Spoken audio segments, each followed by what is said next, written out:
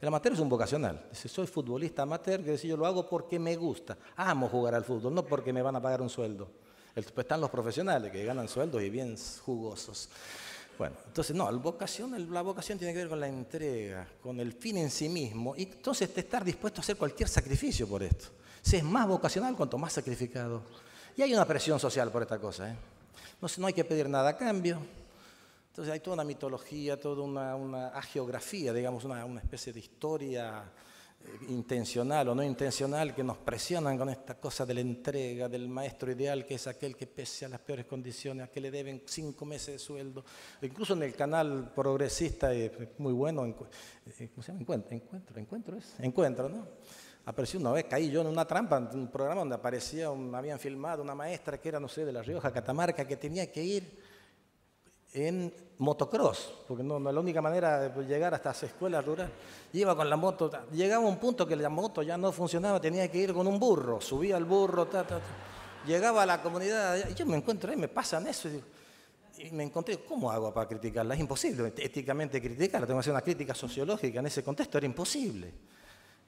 Caí en el chantaje, todos caían, eso, qué bueno. Si ese es el prototipo, caemos otra vez en el santo, el mago, el héroe, un ideal imposible de alcanzar que termina produciendo frustración y produce condena social, etcétera, etcétera. Pero hay un último componente que ese sí lo quiero rescatar y lo asocio a la idea de compromiso, que todos los servicios personales, para desempeñarlos de una manera eficaz, requieren algo más que técnica, requieren lo que llamo el compromiso ético-moral con el otro y con la sociedad.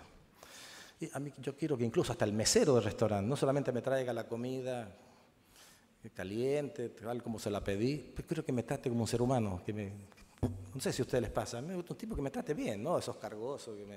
Pero un tipo que me trate como un ser humano, que me respete, que me demuestre que me interesa mi bienestar. Entonces, todos nos interesa. Eso es muy importante para los médicos. Eso le llamo compromiso ético con el otro y compromiso ético con el conjunto de la sociedad. Y aquí cierro.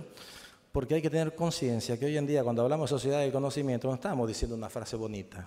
Pero también hay que pensar que esta frase, que es políticamente correcta hoy, si no le ponemos contenido, es totalmente estéril. El conocimiento es un capital hoy en día. ¿Un capital qué quiere decir? Que es una riqueza que produce riqueza. Es el equivalente funcional a lo que era la posesión de la tierra o la posesión del capital financiero en las etapas anteriores del capitalismo, con una pequeña diferencia. La tierra se puede repartir. Si usted tiene poder político, hace la reforma agraria. Hay múltiples ejemplos de reparto de capitales materiales. Usted puede repartir las fábricas, las expropio, hago cooperativa, expropio las tierras, las divido, las reparto. Yo llego ahora al gobierno y tengo todo el poder revolucionario y no puedo repartir la matemática, no puedo repartir la lengua, no puedo repartir la física, porque el conocimiento no se reparte. Y esa es otra fuente de complicación de los maestros, en parte también de los médicos, es que la salud o el aprendizaje no se distribuyen. Es el resultado de un acto de coproducción. Necesitamos la cooperación del otro para que haya aprendizaje. O sea, no depende solamente de nosotros. Esto ustedes lo saben, todos lo sabemos, pero hay que tomar conciencia porque después viene todo el tema de la evaluación docente y la responsabilización por resultados. Resulta que el aprendizaje es el resultado de un complejo conjunto de factores de los cuales solamente algunos controlamos nosotros, muy importante, pero solamente algunos. Hay otros factores necesarios que los tiene que poner el aprendiz y su familia cuando se trata de los más pequeños. Y no todas las familias argentinas, por supuesto, tienen esos recursos materiales y simbólicos necesarios para sostener el difícil esfuerzo del trabajo pedagógico. Entonces, ahí viene todo el problema de que los chicos de hoy no tienen interés por el conocimiento. Si nosotros sabemos que el chico no tiene interés por la matemática, pero estamos convencidos que el cálculo, que conocer la lógica de los porcentajes, que la lógica de las probabilidades es fundamental para su propia felicidad futura, para la posición que él va a ocupar en la estructura social, que es importante para el desarrollo equitativo de la sociedad. Nosotros tenemos que pensar que nuestra tarea es política en este sentido fundamental, que nosotros estamos implicados en el proceso de la construcción de una sociedad más justa, donde el desarrollo equitativo de conocimientos poderosos en la persona tiene una importancia, estrategia política fundamental. Este para mí es el nuevo sentido del trabajo docente. Debemos ser conscientes que el conocimiento es un capital, que esto es el equivalente funcional, repito, a lo que era la tierra en el capitalismo agrario. Y que como si es un capital, nunca va a ser una concesión graciosa de los dominantes, va a ser siempre Nadie reparte los capitales. Al capital hay que conquistarlo. Si esto es poder, hay que conquistarlo. Entonces, cuando digo hay que conquistarlo, hay que demandar matemáticas. Socialmente, la sociedad tiene que pedir matemática para todo, no escolaridad, matemática para todo. Debo decirle que ya en los sectores más pauperizados, aquellos que están más engañados, aquellos a los que solamente el Estado le ofrece contención, o inclusión, como dicen en Brasil, pero no enseñanza, no conocimiento, están comenzando a exigir conocimiento de la escuela. Y eso yo creo que es un maestro democrático y un maestro que quiere una sociedad más justa, más libre, más igualitaria, más democrática, tiene que ser un militante de la causa del conocimiento. Esto me parece que es fundamental, pero para esto hay que ser consciente entonces, como nosotros no controlamos todos los factores, como el conocimiento es resultado de una coproducción, el conocimiento para todos tiene que ser el objetivo no de la política educativa, sino de la política política, o sea, la política sin adjetivos. Muchas gracias.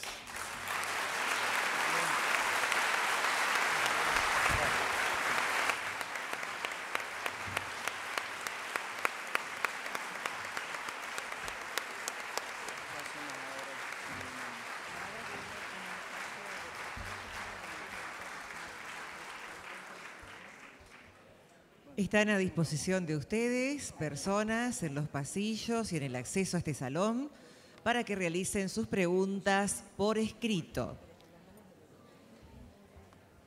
A continuación, el organizador hará entrega al moderador y a los panelistas de los certificados de constancia de su participación y plaquetas recordatorias.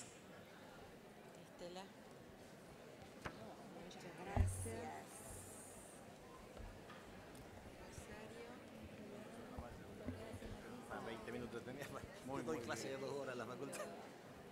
Muy cuesta la síntesis de los profes. Sí, está hermoso. Emilio, precioso. Para ti. Muchas gracias. Gracias. Walter, el tuyo. Bueno, gracias por este tipo de carta.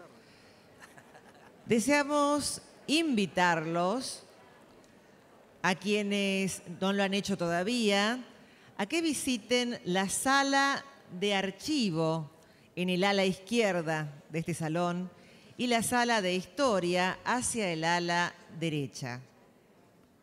Tendrán allí importante material, documentación histórica que es de su interés.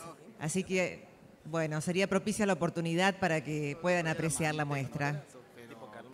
Mientras esperamos las preguntas, yo le pediría a Walter Graubach si quiere hacer algún comentario en términos de su coordinación de panel y nos preparamos luego para el intercambio que tiene previsto este espacio. Buen día a todas y todos los colegas presentes. Bueno, antes que nada, la disculpa por sumarme en forma tardía a la moderación del panel y agradecerle a Marisa que me haya sustituido, pero bueno, el viaje estuvo un poquito complicado.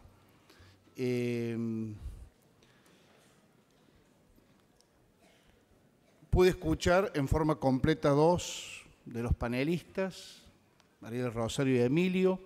A Estela la escuché a medias, pero la otra media la conozco, así que es como si lo hubiese escuchado completa. Esa es una de las ventajas, ¿no? Agradecerle a los 3 panelistas. Creo que son 3 ópticas que colaboran fuertemente a pensar hoy cuál es nuestra misión, porque es cierto que no hay una definición esencial y que permanentemente está en construcción.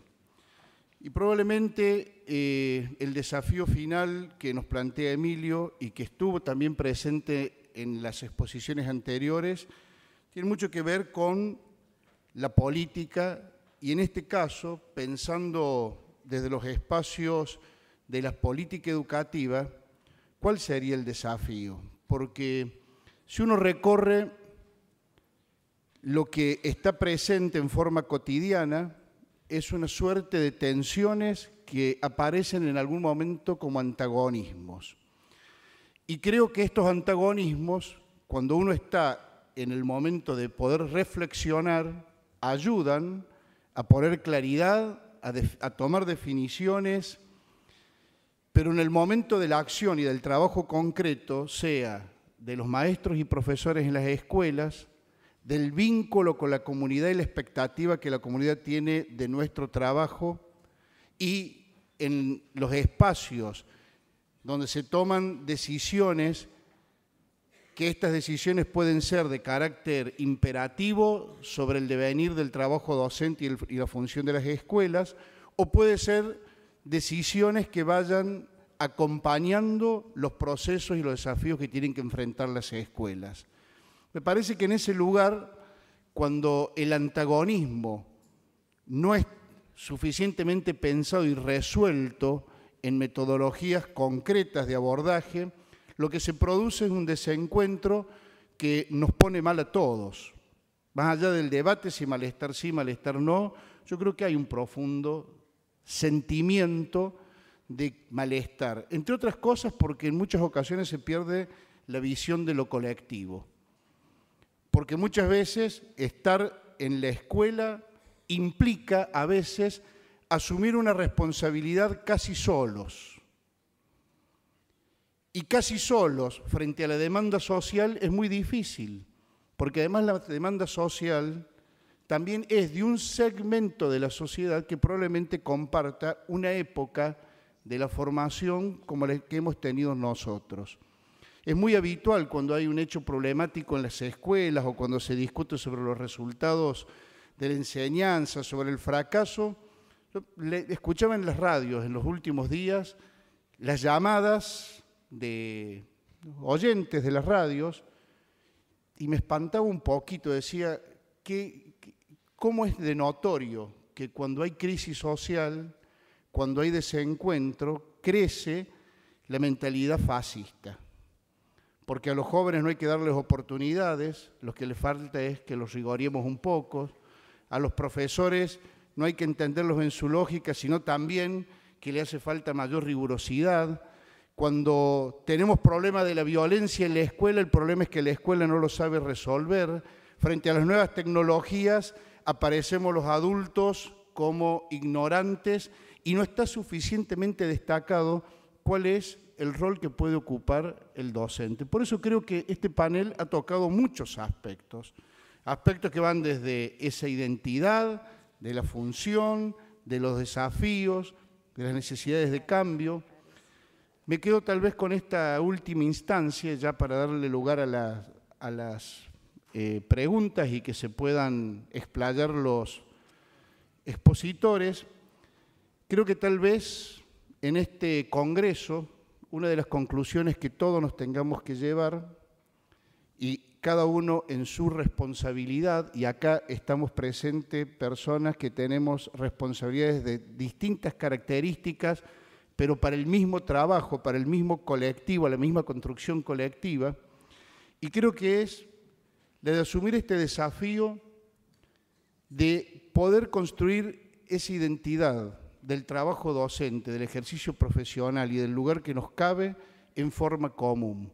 Desde los ámbitos de decisión, me parece que el gran desafío, hay muchos desafíos de cobertura, desafíos de cambio, de nuevos contenidos, pero me parece que hay un desafío que tenemos que trabajarlo un poquito más, que es que aquellos que realizan la política educativa en forma cotidiana, que es pararse en un aula, con todo lo que esto significa, con la definición de a qué le abrimos la puerta cuando enseñamos y a qué le cerramos la puerta.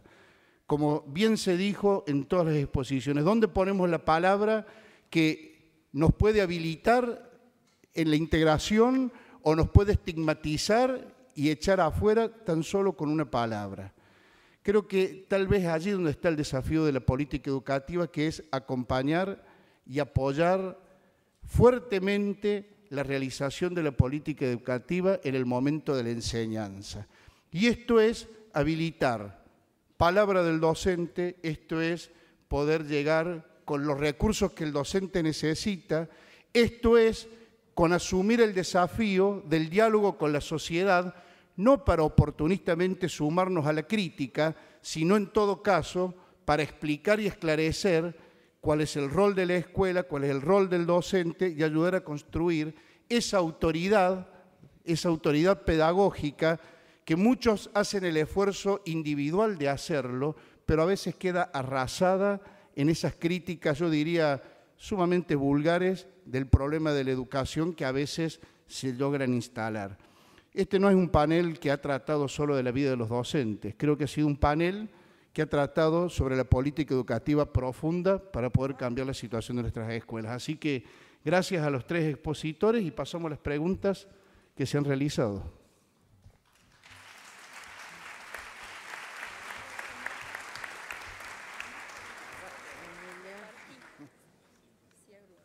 Bueno, vamos a intentar ordenar el interesante caudal de preguntas. Algunas tienen carácter general y vamos a tratar de plantear alguna lógica de respuesta.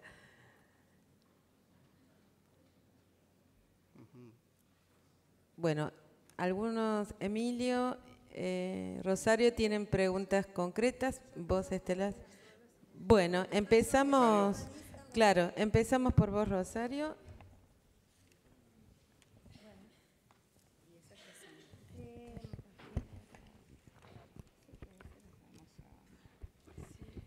Bueno, la pregunta dice, pocas veces durante este congreso escuché el propósito emancipatorio de la institución escolar. La pregunta es si está en el compromiso social la dimensión política de por qué enseñar y aprender. Una pregunta amplia que daría paso a otra intervención, ¿no? Me gustaría poder reflexionar que el sentido político de nuestro trabajo, digamos, nuestro trabajo conlleva un sentido político desde la perspectiva que lo estoy planteando, en función de cuál es la transformación de los escenarios posibles de las cuestiones con las que trabajamos. Considero que nosotros trabajamos, la particularidad de nuestro trabajo, podríamos hacer un intercambio con Emilio, tendría que ver con una situación en la cual la enseñanza, los procesos de enseñanza y aprendizaje tienen que ver con el trabajo de derechos. Si nosotros consideramos que la educación o la salud o lo que sea son derechos, es nuestra complicación poder traducir a ellos en lo que corresponde a la condición humana. Mira, está con hasta máquina le llevan, no sé. Ese viene del otro auditorio. ¿Este otro? ¿Acá? ¿O no? ¿Este para mí? Ese es para vos. Entonces, el tema del compromiso político tiene que ver con que los docentes somos sujetos políticos que hemos padecido el tema de la neutralidad y apoliticidad como lugar neutro de la escuela, que nos ha hecho pésimo daño, porque mientras éramos neutros cada vez consolidábamos más prácticas conservadoras en nuestras representaciones. No decíamos mal hechito, pero decíamos qué elemento que nos viene, ¿no? Como si las cuestiones clasificatorias que tenemos en el hecho de enseñar y aprender, este derecho fuera mejor en la medida en que somos más blancos y no mejor en la medida en que somos morochitos y sucios, porque parte de la normatividad nuestra ha estado con no el indígena, que fue lo que planteó, no el diferente, no el sucio, no el no como manera.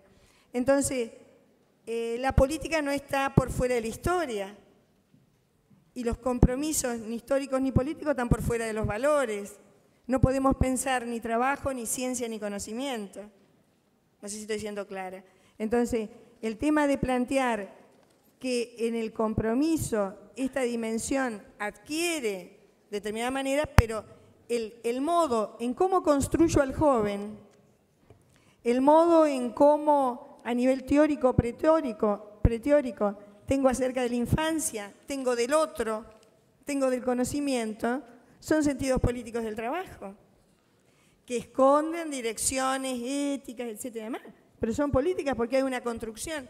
Cuando hablé yo de sacar del lugar del atributo personal a relacional, estaba planteando que en esa relación no solamente hay una tolerancia por el otro, sino que hay una construcción de esta mismidad, ¿no? De esta persona que soy.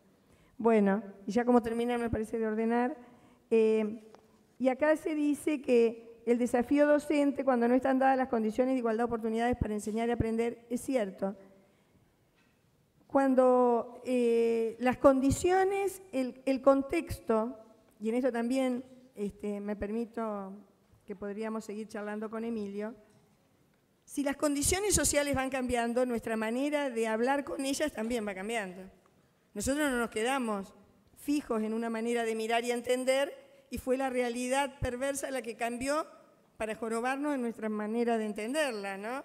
Sino que en esa dialéctica en la que nos vamos planteando, estas cosas se van haciendo. Que hay condiciones y condiciones para que alguien pueda renovar las ganas o pueda estar quitándolas, no voy acá yo a discutirlas ni a poder plantearlas. Pero también considero que el sentido social del trabajo que realizamos, social, que quiere decir que ustedes realizan cosas equivalentes a las mías y que ambos empujamos o ambas empujamos en el mismo sentido, en la parte cuando pasa el sedazo de la particularidad de lo que enseñamos y queda lo fundamental, el primer sentido es para uno mismo. No hay sentido colectivo sin sentido singular de esto que se empuja. Y a veces nosotros postergamos el sentido individual de que por qué volvemos todos los días a la escuela, por qué volvemos todos los días al instituto y a la universidad, cuáles son las situaciones que nos hacen adquirir sentido y profesionalidad en eso que hacemos, ¿no? Y me parece que eso también es interesante, tomando a Bourdieu, ejercicio de autosocioanálisis comprensivo sobre nosotros. Esto sería lo mío. No sé quién pasa.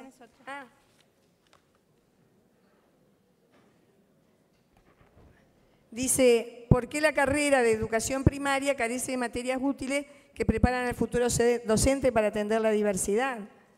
Acá yo diría que la diversidad, el caos, el futuro, las categorías, el colonialismo que tenemos, la discriminación, son perspectivas sobre las que construimos un maestro para esta escuela. No son materias ad hoc que se dan por fuera y que podemos recitar un contenido de qué lindo es este panel de diversos, donde ponemos desde el discapacitado al morochito y no sabemos, a veces tenemos situaciones más claves y más terribles para trabajar determinadas particularidades que para trabajar con la pobreza en la escuela o en un empobrecimiento mutuo que ya lleva 2 décadas. Muy bien. Excelente. ¿A mí? ¿Tenés muchas? Bueno. No, Son varias preguntas, voy a tratar de, alguna por ahí muy puntual por separado, pero voy a tratar de hacer una intervención que incorpore a todas. Hay una genérica que habla de por qué no exigirle primero compromiso ético y social a los funcionarios y dirigentes políticos, ¿no? Yo creo que es simultáneo y que además, justamente, uno de nuestros primeros compromisos éticos, políticos y sociales es pelear para que existan políticas públicas, por lo tanto, exigir a los gobiernos que realmente tengan políticas públicas en materia no solo educativa, sino social, que permitan sostener realmente una educación para todas y todos a lo largo de toda la vida y centrada en el conocimiento. Creo que ese es nuestro primer compromiso social, que tiene que estar presente en cada una de nuestras definiciones y que no pasa solamente por lo que hacemos en el aula. A mí se me ocurre ahora un ejemplo muy extremo y drástico, ¿no? Pero vamos a poner Honduras. En Honduras, ni bien sucedió el golpe, los dos grandes sindicatos del país declararon un paro. Tuvieron también además varios compañeros asesinados por el golpismo. En ese momento, ¿cuál era su compromiso social? ¿Dar clase o dar muestra de defensa del sistema democrático? Indudablemente era dar muestra de defensa del sistema democrático y de un gobierno que estaba elegido en un pleno Estado de Derecho. Entonces creo que eso, como extremando muchísimo, sin llegar a eso, lo podemos ir haciendo en una gradación para demostrar que siempre hay un compromiso ético, político y social que empieza por plantarse ante la exigencia de políticas públicas que garanticen. Porque no hay magia en esto, y creo que muy bien decía Rosario, y me gusta recuperar, no es una suma, no es una sumatoria de hechos individuales, y también lo planteaba Emilio, sino que acá hay una resultante, ¿no? Que es diferente que una suma aritmética, sino como si fuera una suma de vectores, una resultante que es dialécticamente implica lo que se hace desde las aulas, pero que es posible sí hacerlo bien y con eficacia material y simbólica si existen las políticas públicas que lo soportan. De lo contrario no es posible, o se hace a un enorme esfuerzo de tipo individual que tiene un límite en el tiempo, y por lo general ese límite lo pone el cuerpo del trabajador o de la trabajadora. Después, también se plantea cómo nos posicionamos nosotros como trabajadores en general ante estos profundos cambios que ha habido en nuestra sociedad. Nosotros creemos, y también en esto también hacía referencia a lo mismo Rosario, precisamente porque hay un cambio, digamos, vivimos en una época de aceleración, ¿no? O sea, hubo épocas históricas de la humanidad en donde los cambios tardaban 300 años para visibilizarse, ¿no? Ahora tenemos cambios profundos que demuestran sus resultados en 20, 30 años. Y no ha habido todavía ni siquiera tiempo para que los estudios académicos den cuenta minuciosamente y sistemáticamente de los efectos de esos cambios en todas las áreas de la vida social. Eso nos ha estado pasando, pero no quiere decir que estemos inermes, y creo que justamente uno de los aspectos fundamentales que tiene que tener la formación de base y que tiene que ser troncal de cualquiera de las formaciones, de cualquiera de los niveles y modalidades, es justamente un estudio, un análisis de los efectos que han tenido en las subjetividades, en la familia, en la sociedad, en las representaciones acerca de educación, escuela y docente, que han producido estos profundos cambios de los últimos 30 años en el mundo, no solamente en nuestro país, sino en el mundo, porque, por tomar un ejemplo, la crisis de sentido de la escuela secundaria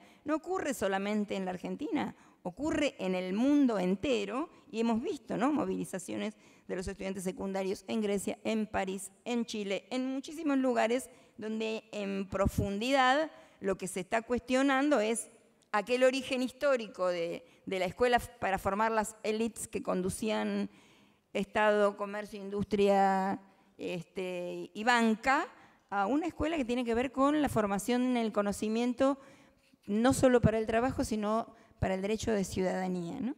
O sea, lo que significó la escuela primaria en el siglo XX, hoy lo significa la escuela secundaria. Pero todo eso sucede sumamente rápido y es no solo argentino, sino en todo el mundo.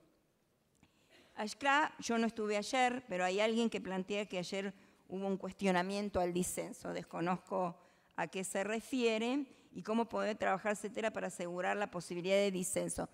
Creo que nosotros tenemos que... Disenso respecto de las políticas, ¿no? Entiendo que debe ser, no estuve ayer, así que no sé puntualmente a qué se refiere el punto, pero me parece que nosotros tenemos que impulsar, de hecho lo hacemos desde todas nuestras organizaciones de base, una apertura mayor del debate y de la posibilidad de participación en el diseño de las políticas.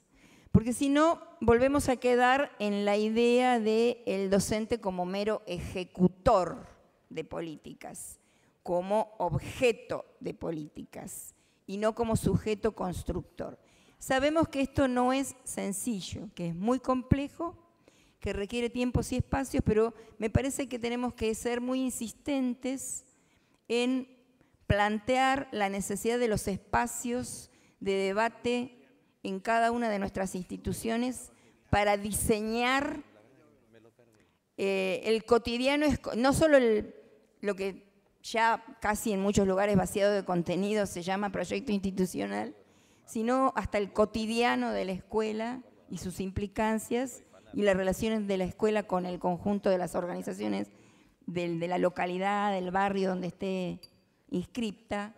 Y si no tenemos esos espacios y si no peleamos para que esos espacios existan, definitivamente vamos a seguir siendo ejecutores y muchas veces entonces no nos sentimos parte de.